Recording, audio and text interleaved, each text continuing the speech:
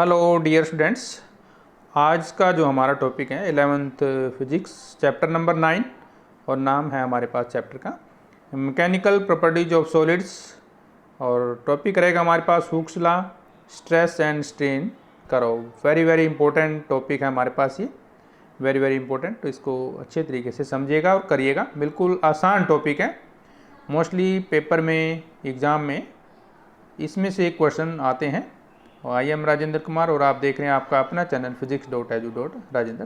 तो चलिए शुरू करते हैं। आज का हमारा टॉपिक है Hooke's law, stress and strain curve. Hooke's law क्या है हमारे पास? बेसिकली हुक्स लॉ जो दिया गया था वो रॉबर्ट हुक थे, एक साइंटिस्ट जिन्होंने इस लॉ को दिया था, इसलिए इसको हुक्स लॉ के नाम से जाना जाता है। और हुक्स लॉ की जो स्टेटमेंट है वो भी बिल्कुल सिंपल है। स्टेटमेंट क्या कहती है? Hooke's law state that strain of the material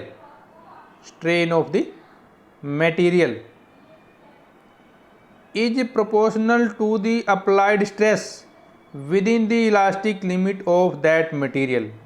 elastic limit के अंदर रहेगी बात ये। तो ये सिंपल सी डेफिनेशन है, यानी कि stress is proportional to strain या strain is proportional to stress. Simple सी बात है, किसी भी तरीके से आप कह सकते हैं। Strain is directly proportional to stress या stress is directly proportional to strain. ये इसकी हमारी डेफिनेशन है। It was discovered by English scientist Robert Hooke's in 60 के आसपास, यानी कि जो हमारे पास 1660 था उसके आसपास जो है उसने डिस्कवर इसको किया था। और इन 1807 की जब बात हुई, हम जब बात करते हैं 1807 की, it was modified by Thomas Young who generalize the law in terms of stress and strain. और उसने भी यही बात की थी कि stress is directly proportional to strain या strain is directly proportional to stress within the elastic limit. तो ये है हमारी हुक्स लॉ की डेफिनेशन। और जिसको जनरलाइज किया था यंग्स थे, हमारे जो साइंटिस्ट थे थॉमस यंग, उन्होंने जनरलाइज किया था स्ट्रेस और स्ट्रेन की परिभाषा में। तो बिल्कुल आसान है।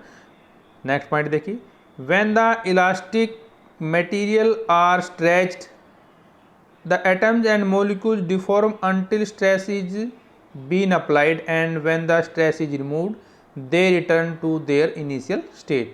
तो जैसे हम उसका स्ट्रेस रिमूव करेंगे वो अपनी इनिशियल स्टेट में आ जाते हैं।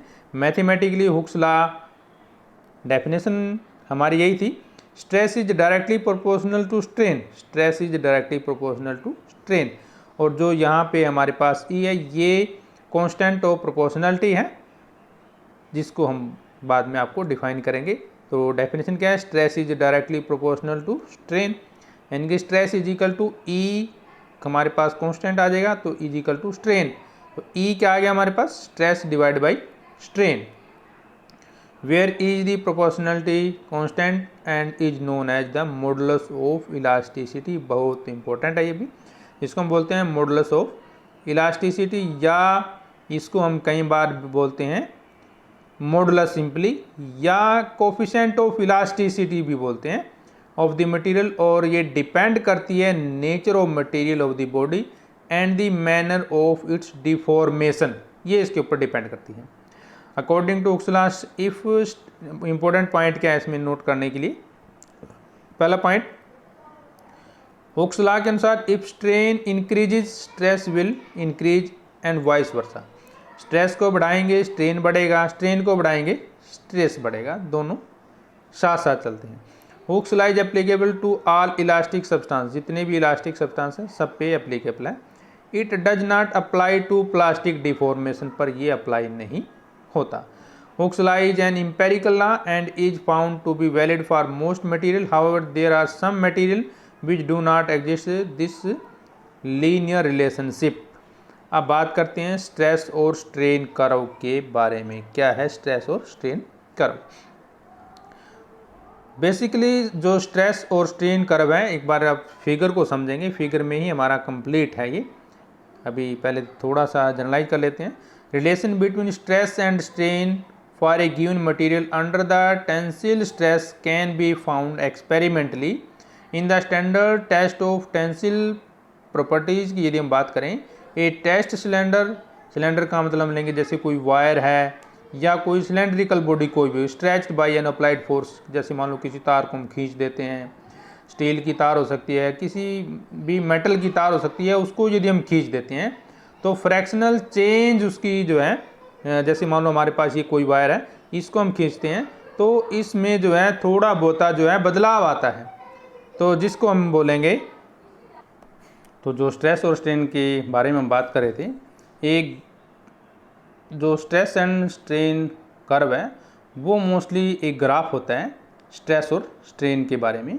यानी कि वही जब हम किसी भी मेटेलिक सिलेंडर को स्ट्रेच करते हैं तो उसमें कुछ डिफॉर्मेशन आती है, कुछ बदलाव आते हैं जो एक्सपेरिमेंटली ऑब्जर्व किए गए हैं, और उसी कर्व को हम बोलते हैं स्ट्रेस एंड स्ट्रेन कर्व। और ये मटेरियल टू मटेरियल वेरी करती है, किसी भी मटेरियल के लिए, मतलब हर मटेरियल के अलग अलग स्ट्रेस एंड स्ट्रेन कर्व बनते हैं।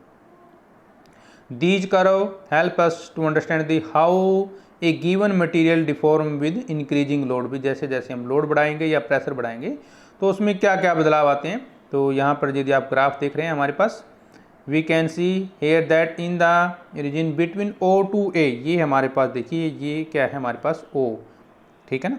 ये जो नीचे वाली लाइन दी गई है ये मान लो हमारे पास क्या है, यहाँ से स्ट्रेन का ग्राफ बनेगा और ऊपर से क्या ले रहे हैं, इधर से हम स्ट्रेस ले रहे हैं, और यहाँ से हमने शुरू किया कोई भी बॉडी पर लिमिट लाना, और O से लेकर के ये हमारे पास जाता है A तक। पहली बात तो यहाँ तक जो O से A तक का पॉइंट है, यानी कि ये कोई वायर है हमारे पास, सिलेंड्रिकल वायर है, O से A की बात जब करते हैं, द कर्व इज लीनियर। यहाँ पे देखिए आप जो कर्व है आपको लीनियर दिखाई दे रही है, मतलब स्ट्रेट लाइन में लीनियर कर्व है, इसको लीनियर कर्व बोलते हैं। और इन दिस एरिया या रीजन बोल रहे हैं, हुक्स लॉ इज ओबेड, तो यहाँ तक जो है हुक्स लॉ ओबेड है। अंडर द इलास्टिक लिमिट की जब बात आती है तो यहाँ तक जो है हुक्स लॉ एप्लीकेबल है।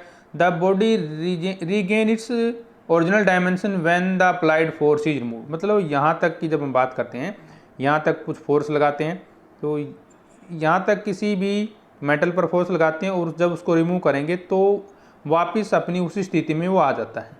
क्लियर है पॉइंट, मतलब regain its original position after the force is moved in this region the solid behave as a elastic body. तो यहाँ से यहाँ तक का जो एरिया होगा, यानी कि O to A तक का जो एरिया होगा वो हमारे पास क्या कहलाएगा, वो कहलाएगा हमारे पास इलास्टिक, ठीक है, बॉडी कहलाती है। अब जो हमारे पास जब बात आती है O से A B तक की बात है, ठीक है ना, ये एक दूसरा पॉइंट आ गया A से B का पॉइंट, देखिए ध्यान से, ये A पॉइंट है, ये B पॉइंट है, इसको यील्ड पॉइंट भी बोलते हैं, A to B। जब हम मोर स्ट्रेस करते हैं, यानी कि in the region from A to B stress and strain are not proportional, तो स्ट्रेस एंड स्ट्रेन प्रोपोर्शनल नहीं रहते। Nevertheless body still return to its original dimension when the load is removed, लेकिन वापस अपनी उसी स्थिति में वो आ जाती है जैसे हम क्या है लोड को हटा देते हैं, फोर्स को हटा देते हैं। The point B in the curve is known as yield point, तो जो पॉइंट बी है उसको हम बोलते हैं यील्ड पॉइंट। जो A से B और ये जो B पॉइंट कहेंगे इसको बोलते हैं यील्ड पॉइंट। और ये कौन सी लिमिट है हमारी, प्रोपोर्शनल लिमिट है, यानी कि A से B के बीच की लिमिट कौन सी कहलाएगी, ये हमारी कहलाएगी प्रोपोर्शनल लिमिट। तो पॉइंट नोट कर लीजिए, B तक कौन सा पॉइंट हो गया, यील्ड पॉइंट बोलते हैं इसको, और इसको हम इलास्टिक लिमिट भी बोलते हैं। And the corresponding stress is known at the yield strength, जिसको हम SY से या सिग्मा Y से डिनोट करते हैं। कई बुक्स में SY दिया हुआ है और कई में सिग्मा Y दिया है, तो वेरी करता है as per books. Clear point. If the load is increase, अब क्या करते हैं हम लोड को थोड़ा सा और बढ़ा देते हैं। पहले हमने B तक लोड लगाया, अब लोड को हम C तक लगाते हैं, थोड़ा सा लोड बढ़ा दिया। The stress develop exceed the yield strength, तो वो बढ़ जाएगा वहाँ से यील्ड स्ट्रेंथ से। and the strain increases rapidly even for a small change in the stress. The portion of the curve between B and D की बात करें हम यहाँ पर, the portion of the curve between B and D shows this: when the load is removed, then say point C between B and D, the body does not regain its original dimension. In this case, even when the stress is 0, तो वो वापस नहीं आती. The strain is not 0, material is said to be permanent set हो जाएगा यहाँ पर. तो ये क्या हो जाएगा हमारे पास, परमानेंट सेट हो जाएगा. तो वो बोलते हैं हम उसको. The deformation is also said to be plastic deformation यहाँ पर बोलेंगे. इनके the point D on the graph is the ultimate tensile strength, जिसको सिग्मा यू से हम दर्शा रहे हैं. तो ये क्या हो जाएगा हमारे पास, इसको बोलेंगे tensile strength of the material. Beyond this point additional strain is produce even bye reduce applied force. The fracture ओकर एट पॉइंट पी. और यदि ज़्यादा और फोर्स लगाएंगे तो हो सकता है जो हमारे पास वायर है, सिलेंडर है, वो टूट जाए, फ्रैक्चर हो जाए, और इसको बोलते हैं fracture point. Clear point. The matter is said to be brittle if they are far apart in the material is said to be ductile. अभी ब्रिटल और डक्टाइल की हम डेफिनेशन करेंगे. तो इसको बोलेंगे जो हमारे पास ई पर पॉइंट आता है उसको क्या बोलेंगे हम, अभी बात करते हैं हम. Fracture point D and E are close. The material is said to be BRITTLE brittle. If they are far apart the material is said to be ductile. As stated earlier, the stress strain behaviour varies from material to material. अलग अलग वो लाई करता है. जैसे मान लो हम बात करते हैं अरोटा की बात करते हैं, तो स्ट्रेस एंड स्ट्रेन कर्व उसमें कुछ अलग हो सकती है. इसमें जैसे तो उसमें इस तरह की कर्व बनेगी हमारे पास अगर हम अरोटा की बात करते हैं. इनके Hooke's law does not obey most of the region. Secondly, there is no well defined plastic region. Substance like tissues of aorta, rubber which can be stretch to cause large strain are called elastomers बोलते हैं इसको. तो ये हमारे पास इसके लिए graph. तो अब यहाँ पर दूसरा ग्राफ भी आप ध्यान से देख सकते हैं. ये क्या है हमारे पास, वो पॉइंट है. तो यहाँ से बी तक क्या आ गया हमारे पास, ए से बी, ठीक है ना. तो ये इलास्टिक लिमिट में आ जाएगा हमारे पास पॉइंट, ठीक है ना. स्ट्रेस अप्लाइड करते हैं, ये इलास्टिक बिहेवियर दिखा रहा है और ये यहाँ पे परमानेंट सेट दिखा रहा है. थोड़ा सा और इंक्रीज करने पर हमारे पास ये फ्रैक्चर पॉइंट आ जाएगा और यहाँ से क्या बन जाएगा, इसका प्लास्टिक बिहेवियर बन जाता है. और एग्जाम के लिए आप जो है इस तरह से पॉइंट को कर सकते हैं. स्ट्रेस एंड स्ट्रेन कर्व के लिए the stress and strain relationship for material is given by the material stress strain curve. Under the different loads, the stress and corresponding strain values are plotted. For example, of stress strain curve is given by the above figure. The stress and strain graph has, तो हमारे पास इसमें 5 point सामने आते हैं. एक तो proportional limit आती है जो ए से बी तक थी, फिर इलास्टिक लिमिट आती है, फिर यील्ड पॉइंट आता है, फिर अल्टीमेट स्ट्रेस पॉइंट आता है, और फिर क्या आता है हमारे पास फ्रैक्चर पॉइंट या ब्रेकिंग पॉइंट बोलते हैं. और लास्ट में हमारे पास जब फ्रैक्चर पॉइंट की बात कर रहे थे तो मटेरियल दो तरह के हो जाएंगे. एक तो ब्रिटल बनेगा BRITTLE, और एक बनेगा डक्टाइल बनेगा, और एक बनेगा सबसे लास्ट में इलास्टोमीटर बन जाता है. प्रोपोर्शनल लिमिट क्या होती है हमारे पास, proportional limit is the region in the stress and strain curve that obey the Hooke's law. In this limit the ratio of stress and with strain give proportionality constant known as the Young modulus. The point OA in the graph is called the proportional limit. तो जो हमारी पास ये बनती है O से A तक, ये कौन सी लिमिट बनेगी हमारी, प्रोपोर्शनल लिमिट बनती है. क्लियर पॉइंट, जैसा कि हमने भी ग्राफ की बात की थी. The curve between O and A is a straight line. This means that stress is directly proportional to strain. तो जो O से A के बीच में रहेगी हमारे पास वो क्या रहेगी, stress directly proportional to strain, यानी कि हुक्स लॉ इज एप्लीकेबल. जब हम ए से बी की बात करते हैं स्ट्रेस एंड स्ट्रेन जो है डायरेक्टली प्रोपोर्शनल है, but still material return to its original dimension after the force is removed. They exist the elastic property. The point B in the curve is known as yield point, also known as elastic point, which mean till this point the material will be elastic in behaviour and the stress correspond to. तो ये हमारे पास वही है जो हमने graph में ध्यान से यदि आपको समझ में आया तो ये वही पॉइंट है.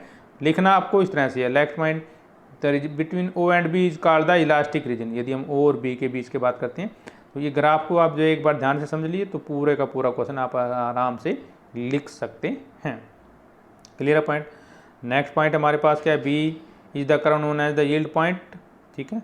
और नेक्स्ट पॉइंट देखिए हमारे पास यहाँ पे हम आ गए from the point B to D we can see that strain increases rapidly even for small change in the strength.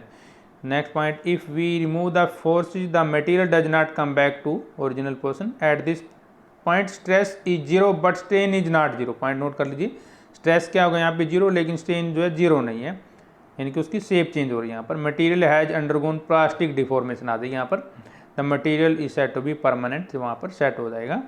The point D on the graph is known as ultimate tensile strength, जिसको हम shortcut में S U लिखते हैं या sigma you लिखते हैं जैसा हम. और डी से ई में हम क्या देखते हैं, stress decreases if the strain increases. Finally E is the fracture point. This mean that body breaks.